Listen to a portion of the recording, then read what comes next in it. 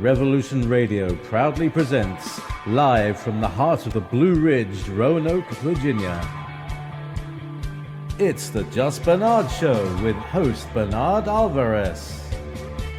Join Bernard as he shares topics that reveal the real matrix and empower your human experience, including world liberty, the esoteric, suppressed technologies, spiritual ascension, and human consciousness.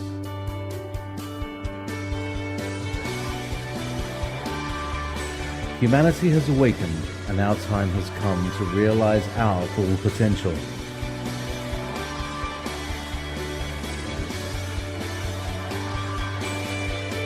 And now, live from the Star City,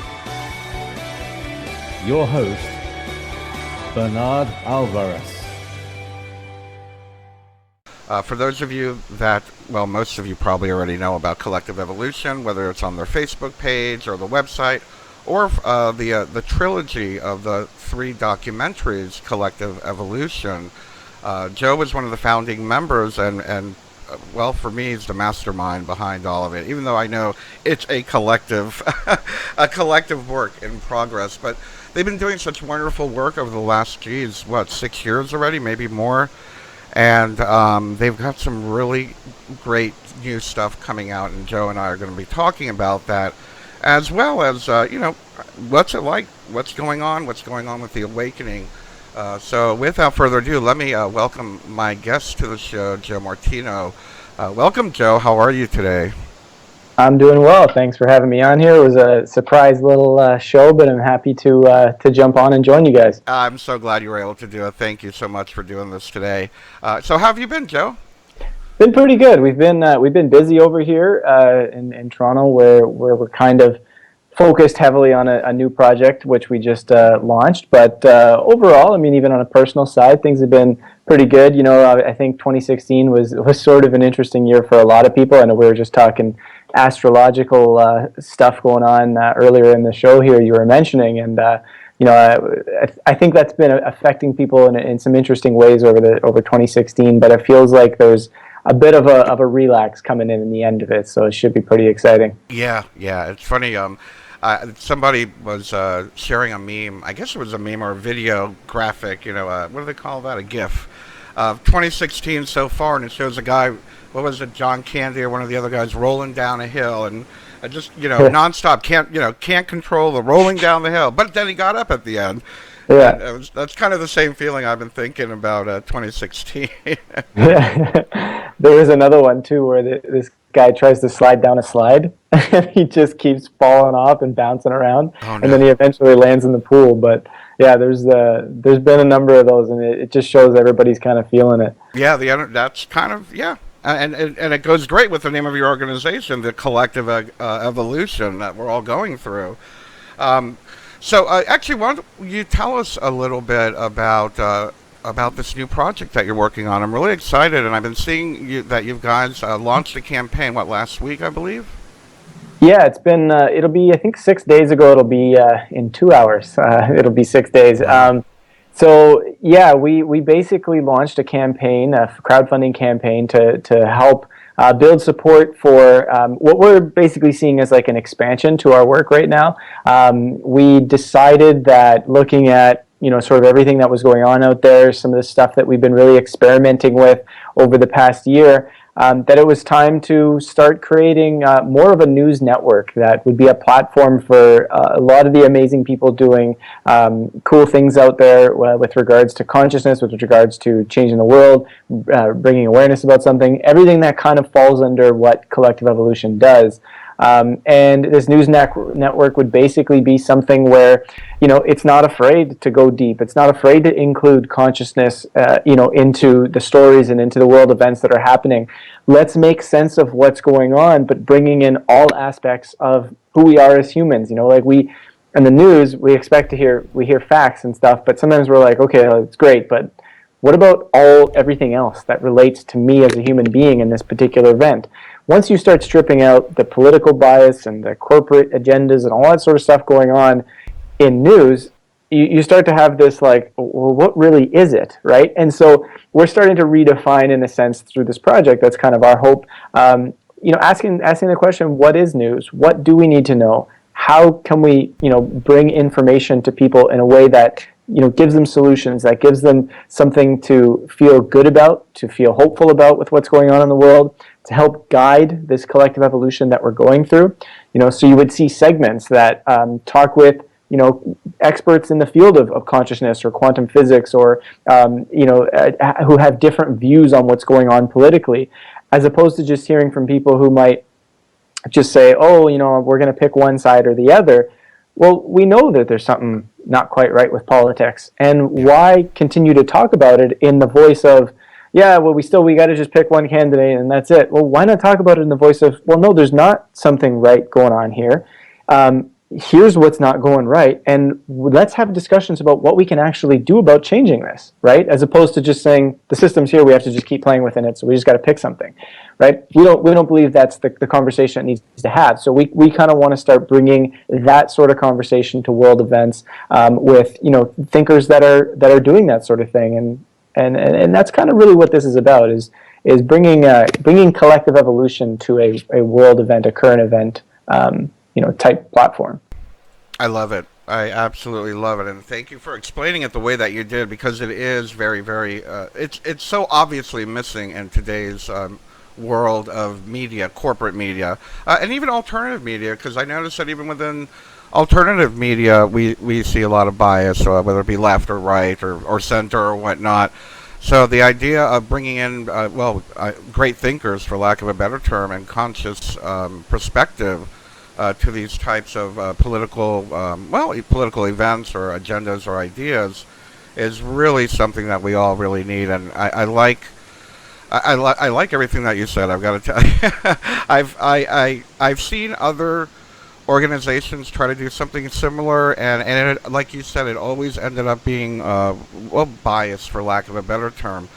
And I think that's really important in the sense of how the spiritual awakening is happening, how the the collective evolution is progressing, and I feel that it's important that we not only share the spiritual consciousness aspect of it, but also for lack of a better term, the spiritual activist portion of it. And I've got to say, I'm very pleased with the way that you guys have been going the last several years, because you haven't lost sight of that. Many of us who started doing this work, 5-10 years ago, have either just moved strictly into, for lack of a better term, fluff bunny new age, or complete left or right paradigm. So I appreciate your balance.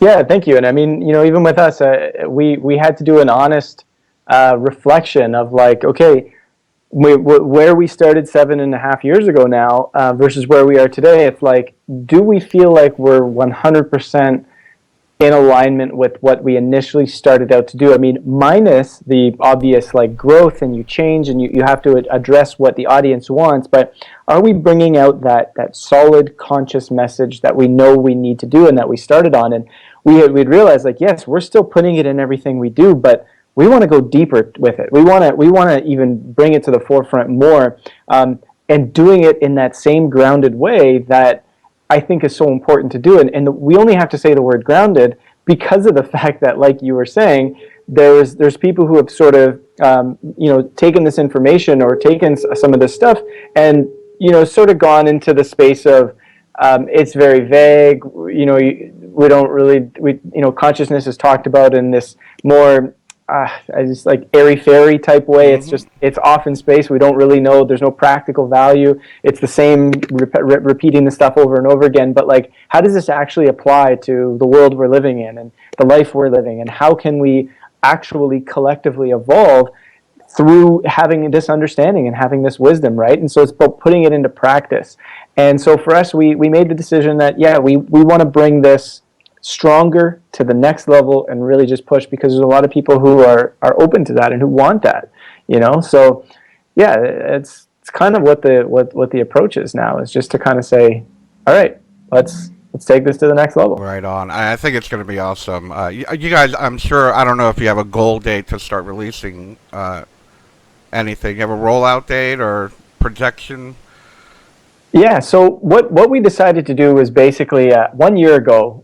I was actually little over a year ago. We had an anniversary party here in Toronto, and a whole bunch of people had come out. It was an awesome event, and we announced that we were going to do CE News. We were going to begin this sort of station for the various reasons we just spoke about, and the response was huge. People were so inspired. They were so excited about it, and so we decided, okay, let's see. Is this something that people really resonate with? Let's see how much of the world is interested in this stuff. So we started doing stories. We did some focus stories. We did some, like video-wise. We did some segments. We did some written stories. We really just kind of said, okay, here's what it would look like if we did this. And we put all those stories out and we tested them. And we saw what was the response. What was the interest? Is there enough people that are actually really want this style of news and this flavor of it, right? And the response was fantastic, and we were like, "Yeah, this is certainly. I think we're on the right track here. This feels good." So we've been rolling out. We've been doing certain things for the past year. We're now at a point where it's like we want to take it to the next level, be able to do these stories much more often, be able to get to a point where down the road we're able to do a nightly, we're able to do weekly recaps, we're able to do potentially daily recaps, that sort of stuff, and roll out this content very, very smoothly, very, very often. And so right now, what we're doing is raising the money to be able to do this stuff more consistently. So we're still doing it. We're still doing some focus stories. We have some wicked stories coming out soon about even some of the Toronto police here in Toronto, because of the story we did with them last year, have come to us to do another story on mindfulness in the police in cops, to try and get them to basically implement the training because of the impact that it has on obviously making cops more mindful, more calm, that sort of stuff, because we're seeing so much police brutality, so much divide between the police and the citizens, and the answer is we need to solve that, right? We need to solve that problem. So how can we solve that? And so that's one of the stories we're going to be focusing on with them. But we're going to keep trickling it out. We're going to keep producing it, getting it out there, regardless of what happens in this campaign. But this campaign ultimately will help us get there much faster, produce much more content, make much more of an impact, be able to bring in the people that we need to get this stuff going. Our goal is, if we can, by the end of year one of launching this, so sometime around this time next year, if we have, a very quality, high production value nightly news, we're going to be super happy, right? So between now and then, we're just going to keep doing as much as we possibly can on the written side and on the video side, getting live coverage, everything like that, of these types of stories. I love it. Oh, that's great. And I look forward to a nightly a nightly conscious news compared to what we have available. I mean, the closest thing that I like as far as a newscast is Democracy Now!, but even that has a little bit too biased as well. But I love it. Amy Goodman's a fantastic journalist. Are you going to be the next Amy Goodman? I don't know. I mean, it's definitely going to be a collective effort, as is with Collective Evolution here. But I mean, I very much appreciate her work and what's going on with Democracy Now! There's certainly an inspiring platform. Having followed them for a while, even when Young Turks was coming on the scene, it was something that, hey, this is very interesting. And but they have their own political slant, and I know they were very much in favor of Bernie, which is fantastic. I thought what he represented, regardless of side, what he represented was a wake up call, right? It helped to wake up people and see things differently. But yeah, I mean, you saw the Alex Jones Young Turk stuff pop off, and that was crazy. Yeah, and it just seemed as though nothing against anybody. That's not what this is about. But there's a niche, there's a market for to use those terms, for news that is still it's neutral, it is conscious, it is chill, it allows us to look at things and without being afraid to go deep, without being afraid to be edgy in the sense of touching topics that are difficult for people to accept, but do that without calling people out and saying poor things about them and doing all that sort of stuff, but just being like, look, this is what's going on, here it is, that's what we've focused on for so long, and what people give us compliments about it, and we want to keep that going. And I just feel that is going to kind of fill that hole a little bit of a lot of the networks out there that just don't quite have that voice yet, and that's totally fine, but we feel it's needed. Oh, very good. I think that's great. And you made a very good point. Many people, and I speak about this often, that spiritual awakening is not about becoming this I don't know, guru, Buddhist monk in the woods, meditating, or a New Age fluff bunny. We seem to have a lot of people that think that because we're going through a spiritual awakening or moving into spiritual ascension, that we can't allow ourselves to be human anymore, and that we're not allowed to notice or acknowledge bad things that are happening in the world because we'll bring more of it to ourselves. And I'll go deeper into that later, but it's not about becoming a New Age fluff bunny. It's about becoming a consciously aware human being. And you guys have definitely held on to that. What's your idea of spiritual awakening when it comes to consciousness, Joe? Absolutely. I mean, you touched on something quite interesting. You were saying, what it means, or we're still human beings, and we're still playing out that, and we don't have to suddenly change and be totally different. We can still be human in a sense, and I think that's kind of the fantastic and exciting part about this whole thing is what happens is, and when you're talking about I'm going through a spiritual awakening and now I need to look or be like this. What happens is it's the ego still going from one identification to another identification within a shift within itself. So it's like, okay, so I identified as this is what it means to be me as a human who's going through a regular life, and then now all of a sudden I'm spiritual, so I need to start wearing these types of clothes, talking like this. I need to have certain things in my life that look like this, and I'm not allowed to talk about anything negative anymore. And the law of attraction now is my mantra, is my thing, right? And what ends up happening is we build all these rules about something that's not even how these things really work. The law of attraction, sure, that does have a place on this planet. It does work, it does function, but it's very specific in how it functions. It's not as simple as, okay, well, I'm just going to sit here and say something and that's it. There's much more to that.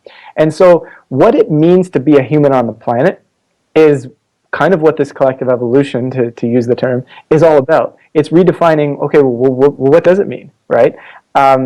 What does it mean we have to look like this, be like this, or talk like that? Does it mean that we have to go to work 9 to 5? Does it mean that we have to have money on the planet? Does it mean that we, don't believe, or that there has to be religion, or that there has to be no religion? Or, well, what does it mean? And that's what this is about. That's what this whole shift is about. And when you begin to get in touch with the spirit aspect, the soul aspect of who you are, you begin to identify less with all of the little boxes that we've defined ourselves as. So you're still human, you're still playing a human experience, but you're not defining yourself by these limitations of building an identity that's usually built off of something that's quite material. And so in very, very layman's terms, what that means is we're allowing ourselves to be like children a little bit again and play and experience and break out of the limitations that we culturally and societally put on ourselves, and even the limitations we have in our minds of beliefs of this is how the world has to be. We always have to suffer. There always has to be money. There always has to be a power struggle. There always has to be elite trying to screw everybody else. Your neighbor is always taking advantage of you. That we don't have to have that, right? And that's what this redefinition, this evolution of consciousness is helping us to realize, is that we don't have to live or be the way we think that we have to be. Wow, you just like said a mouthful, and I love it. It's that thing that I like to say, that once we go through the awakening, it doesn't matter what other people think. It doesn't matter what you think. It's about becoming more genuine. It's about, for me, it's about discovering the authentic self and removing all those layers of, whether it be external programming or self-programming. Like you said, oh, because I'm spiritual, I need to dress a certain way or act a certain way or look a certain way or think a certain way or talk a certain way. I think I laugh because sometimes, like, let's say on Facebook, I'll say something like, oh, I'm going to watch Netflix tonight. And they're like, oh, you watch Netflix? Oh, that's corporate media mind control. And even that's, or you're on Facebook. It's like, it's not giving up life. It's being conscious of what you're. For me, it's about being conscious of what I allow my senses to be exposed to. What do I listen to? What do I look at? And being aware when there is that quote unquote programming happening, and kind of like, I don't want to say shake it off, but just be aware of it and move through it, move past it. We're still allowed to enjoy life. Yeah, absolutely. I mean, Netflix has, I mean, even from a very, very simple example, Netflix has some content that helps to awaken people. It has some content that provides people joy. Sure, some of the content is programming people and is getting people stuck in things, but not all of the content is there. And at the same time, if you enjoy certain things, absolutely, you play with it, right? But it's I think that's where the challenge is that there's this level of people hear the terms, vote with your dollar, choose certain things, or this, that, whatever, and then they also hear, mind control and programming, and then they also hear spirituality, and they're like, well, how does it all play together? And it's like, well, that's up to you to decide. That's up to you to figure out how you want to live your life, and just make the decisions that you feel is in your best, journey forward, right? Choosing not to purchase GMOs is a hell of a lot more powerful than saying, you know what, I'm not going to watch Netflix. You know what I mean?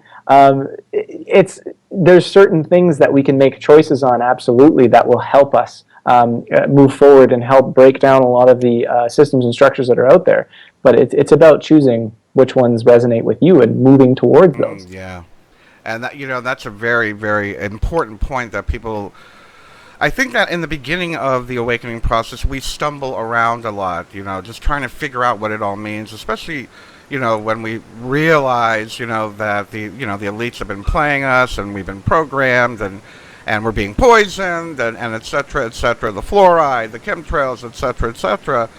But we can't fix everything at once. And I feel like you just said, it's about what you align with. What are you being called to do? Are you being called to not buy GMOs?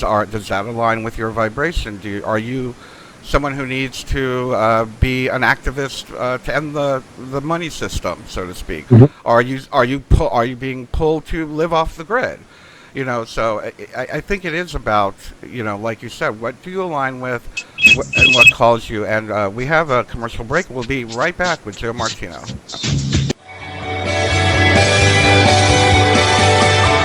And now, back to your host, Bernard Alvarez.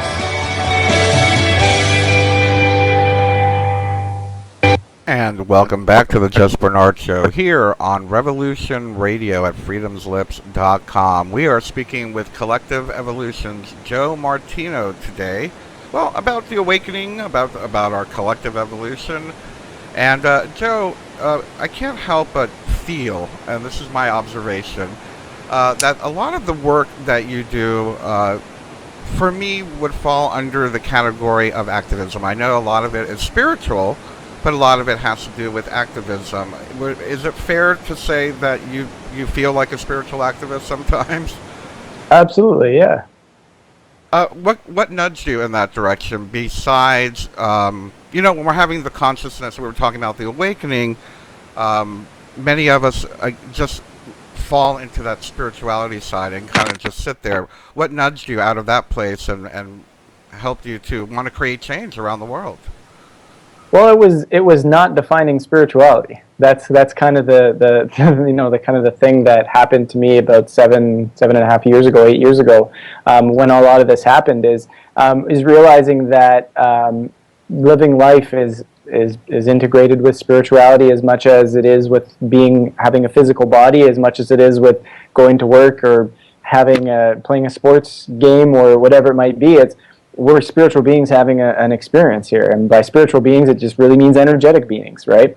And so when you start to realize that shifting the way we operate on the planet in terms of, say, commerce, is as much a spiritual thing as it is a physical world thing. And the only reason why we don't see it that way is because of the words that we've chosen to use this whole time. And so to put it very simply, for me, activism, as we call it, spirituality, as we call it, is all part of one massive shift or change in the way we live on this planet, what the things we choose to do, and that has spiritual ramifications as much as it has physical world ramifications, and it's all built together. So for me, it's exploring that part of ourselves that's a little bit more unseen, i.e., the spiritual side. Is part of exploring, who we are, and getting into that and really discovering more about how much that really plays a role in our lives here on the planet. But at the same time, seeing how we want to now express that in the world and how we want our world to look, they're intertwined, right? And so us wanting to live in a world where politics is run differently, or where we're not going to work and we're slaves to a system of perpetual debt, is as much a spiritual thing as it is us realizing at a mental level that, hey, something's not quite right here, right? Because at a spiritual level, we're going, I don't want to play like this anymore. This doesn't resonate with me. This doesn't feel good anymore, right? Not emotionally, but deeper. This is like, no, this just doesn't feel good. And so they're very much intertwined. And so for me, to really understand things is even when people don't even recognize it sometimes, their activism, their desire to have something be a certain way is coming from something deeper within themselves that is very much of an expression of their spirituality. Yeah, absolutely. I know that for me, there was a time during my awakening process, since I've been on this path, where one of the biggest frustrations I had was I wanted everything to change tomorrow, and I wanted to wake up one day, and a lot of us went through that whole thing with the Mayan calendar. We're going to wake up one day and the world's just going to be living in fifth dimensional reality. And as I've matured on this path, because I do believe it's kind of a rebirth and you kind of remature on it, I've let go of that frustration and realized that this is a process, and the work that I'm doing is about building momentum. Was there ever a time that you felt that frustration that we see in many people going through this, or they want it now, and it may not happen in our generation? How was it for you, and how do you deal with that? Oh, 100% of that thoughts come to mind, because it's like, especially like, let's say you come to something within yourself, or you watch a documentary, or you have a conversation with a bunch of people, and you realize, oh, to change something is actually so simple, or whatever it might be. And you think, well, this could happen tomorrow. But then you realize, oh, well, there's 7 billion people on the planet. How are we going to get everybody to kind of, be on board with that? And then you start to feel like, oh, man, this may never change, or this could take a really long time. Or, like you were saying with the Mayan calendar thing, like, it's not just going to be this magical, energetic shift, and now suddenly everything's different.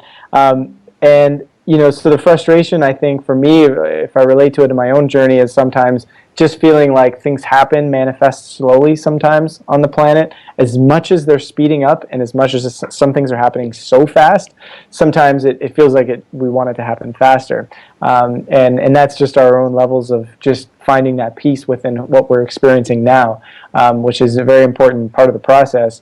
But yeah, dealing with it and all that sort of stuff, and it's really just, like I was just saying, coming down to just being like, okay, this is where we are at. This is, I'm doing the work that I feel I'm inspired to do. I'm living the life that I feel I'm inspired to live. Getting in contact and in touch with that is very important, and just responding to the senses of urgency, or however you feel it's coming across, is important. But at the same time, it's very, very key to find the peace. Stop judging what the planet's doing now, or where we're at now, because that judgment will just create a lot of suffering, right? It's kind of where we get stuck with things. But I think overall, when you look at kind of what's happening in the world and how much has changed in such a short period of time, and how it almost feels like we're sitting on this, like, when you really think about it, what happened in 2016 in terms of even just the political realm, it's so significant. It is so ridiculously significant, because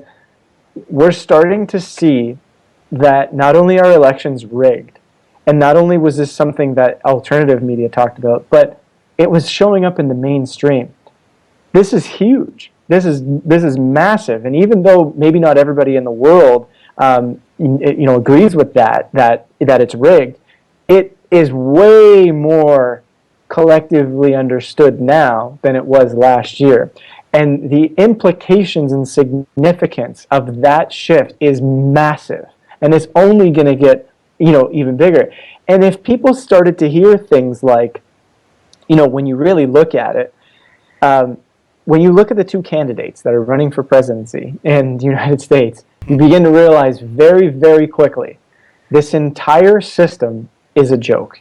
Yeah. And you realize that because one is a criminal that has done a number of illegal things that other people have gone to jail for, been like, wow, this, you should never talk to this person again. They're the worst person ever. And is so corrupt. And then the other one is, it just has no filter or no respect for various races, for various genders at times. It's just, and you just think to yourself, these people made it through the entire electoral process. They're being supported by a number of people or in high up places, by a number of corporations, by a number of institutions. And then you start to realize, if these institutions, this whole process, this everything has somehow landed on these two people, this entire thing is a sham, right? And so that in itself, when you come to that realization, is a massive wake-up call to, and this is why I say it's perfect that it happened. It's amazing that it happened. It's positive that it happened, because it's allowing people to realize what is really going on. And it couldn't be more obvious how ludicrous and how ridiculous it is when you see these two candidates that should not be where they are, and yet they're there. So it's perfect. It is, and I couldn't agree with you more. I always say a part of the awakening, especially for us collectively as a planet, is to see all the ugliness bubble up to the surface, and it needs to come out. It's like an infection. It needs to rise to the surface and ooze out its ugliness. We have to allow the disease to come out and come up. And the way that you describe the election is absolutely perfect, in the sense that this is a perfect opportunity for us to learn, to understand how messed up this process is, how messed up the system is, and how broken it truly is. And so many people are so angry about either one or the other or both. And just like you, I say, this is actually going to help us realize how bad things really are. I for a time there, I was kidding around saying, maybe I would like to see Trump win, so people can realize how horrible the system is that allowed him to come into play, to see how messed up things really are. I don't think people realize, especially in the United States, how we're being looked upon by the rest of the world, and how the United States is now, it's no longer a leader for people to look up to. It's something that people look at with disdain and anger and frustration, and it goes to show you, for me, it is a part about the evolution, definitely. Yeah, and like you were saying, people look at with disdain and with anger and all that sort of stuff, and it's true on one level that's what's happening, but at the same time, and this is kind of that underlying important conscious positive side, is that the U.S. is helping to play a role for the entire planet to say, okay, we'll be the ones, we pick the short straw, we'll be the ones. And we're going to show you how ridiculous this all really is, how insane everything. Because when you remove the pride aspect of it, of being American, of identifying with a country and saying everybody's looking at us, when you remove that out of it and you look at it from a galactic standpoint now, we're all souls on this planet living together, we're all growing and evolving together, regardless of country. It's a beautiful thing what's happening. You're having a particular area of the world play out the role of saying, we're going to show the world just this, for this election, how ridiculous this system of limitation, of slavery, of lack of democracy, of corporate elitism, of everything that's there, how ridiculous it is, so that we can wake up, right? And that, to me, is the power in what's going on. I love it, and actually that brings me to my next topic I was going to bring up, that many of us on this path, I don't know what it was for you, but for me, my awakening started when I went through that shamanic vision quest back in 1992, but it really didn't anchor into my life until shortly after 9/11, and it was the trauma of 9/11 and questioning what happened. And it seems that many of us on this path need to have some type of, I don't know if you want to call it a trauma, but some kind of a broken, dysfunctional experience to kind of shake us up and wake us up, whether it's 9/11 or the Mayan calendar or whatever. How was it for you? And how do you think about that with us collectively as a planet going through a trauma? So yeah, to answer the question exactly, it was like in terms of the traumas, like did I require a trauma to go through the experience? Yeah, to kick in. Yeah, I mean, it's like for me, I guess you could call it a trauma. It was kind of like a period in my life where things were very challenging, mainly just in how I felt about what I was doing. I felt quite down. You could call it depression, you could call it whatever you want.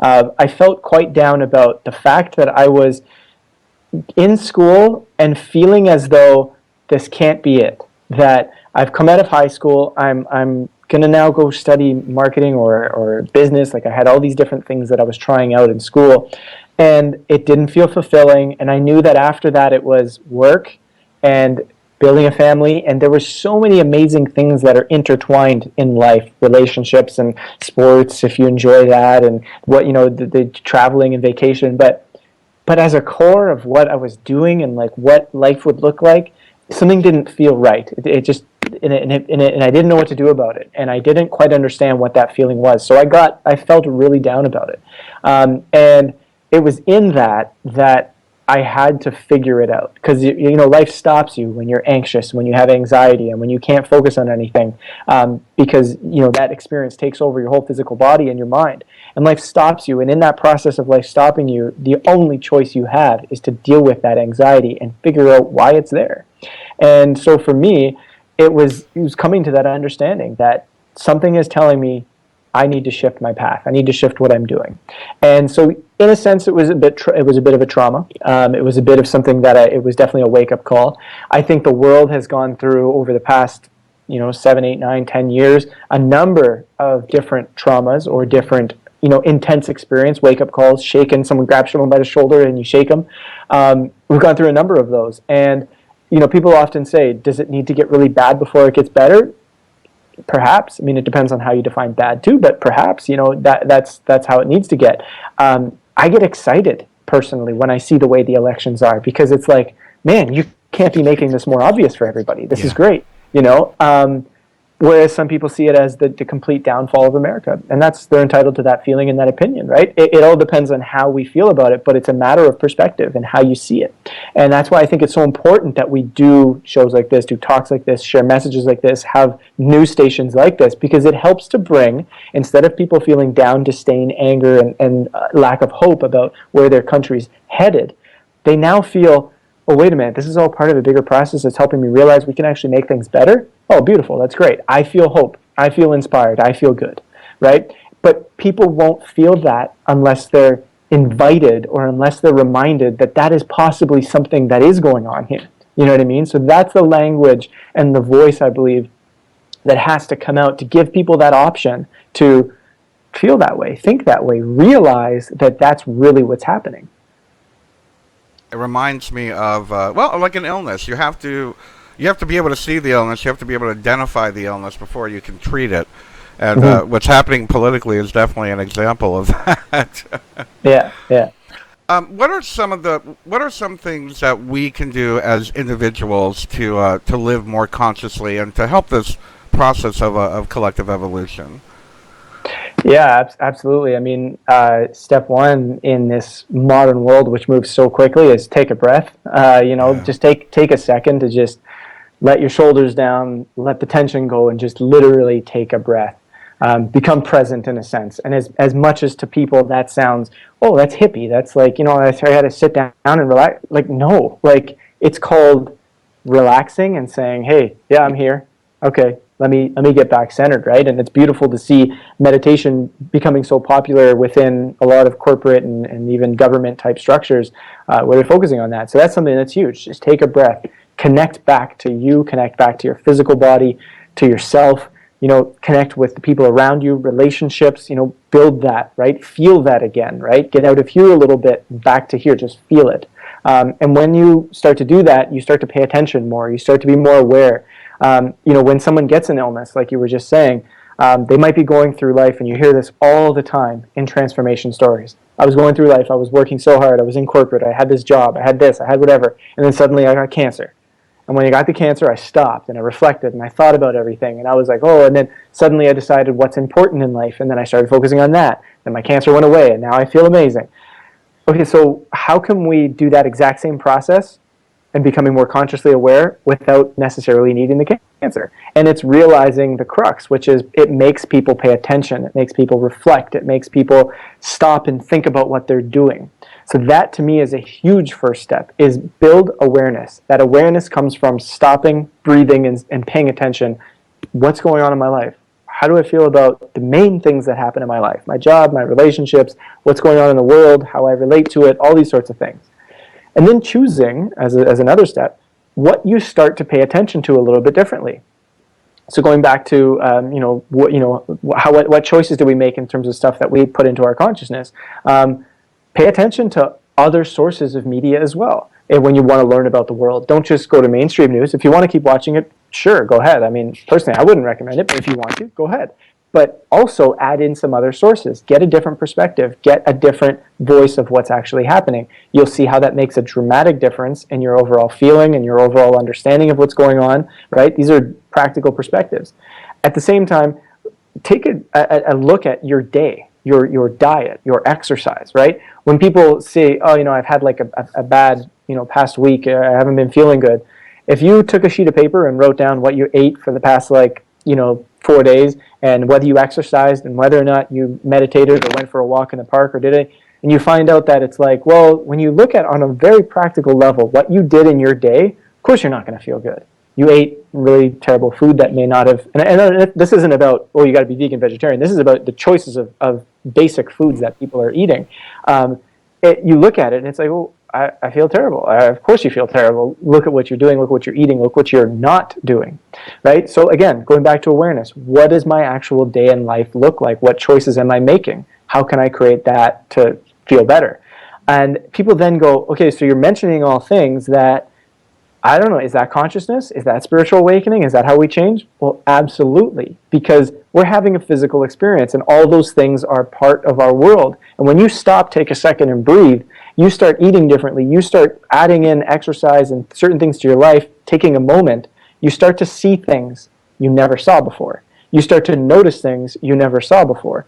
You start having a different awareness, different perspective of what's going on that you didn't have before. And through that, you begin a journey, because it doesn't happen overnight, you begin a journey of starting down this path of discovering something more, of moving away from stagnancy and back into growth, back into moving forward. And that begins an evolution that I think a lot of people don't realize is possible from such small changes. So don't look for that one thing that's suddenly going to change everything for you. Look at the things you can do right now and realize how insanely impactful those particular things can actually be.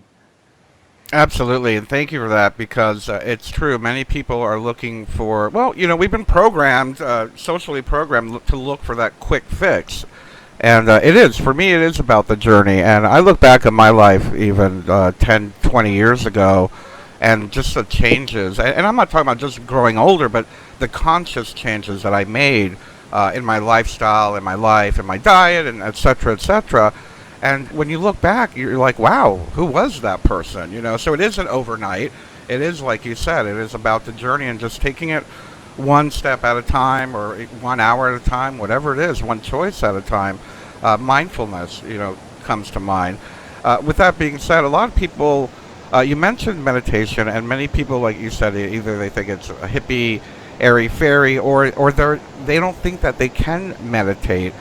And I personally don't feel meditation is that complicated. I feel just, I say something, don't wait, meditate. If you're waiting in line somewhere, just take a deep breath, close your eyes, count your breath. That's a simple way to meditate. What's your perspective on easy meditation and the fact that it's really not that complicated? Absolutely. It's funny you bring this up, because I went for a walk late at night last night, and I decided that I was going to put out there the meditation that I think anybody can do, and that absolutely allows for a very pretty strong feeling of presence, and so that you have something to look at as like, oh, that's what it feels like to kind of not be thinking so much. And you said it also that there are many different types of meditation. It's not just sit down, close your eyes, and meditate. There's a number of different kinds and a number of different ways to do it that are beneficial. But what I tell people who maybe have trouble with it or have never experienced it before, or who are trying to but not too sure what to do, go for a walk. Walk at a more fast, more brisk than a normal space or normal pace. So walk a little bit faster. Keep your head up and scan your environment. Keep looking and scanning your environment, and breathe like more than you would normally breathe. Right. So what you're doing is you're pulling your body out of the natural mechanisms, the natural pace you walk, the natural breath you do, the natural things you look at. You're pulling it out of that a little bit. So you're constantly scanning your environment. You're constantly breathing in and out, right, a little bit. And then you're walking at a bit of a faster pace. And what you'll notice is that presence will start to show up. Wonderful. Perfect. And what a perfect ending to our show today.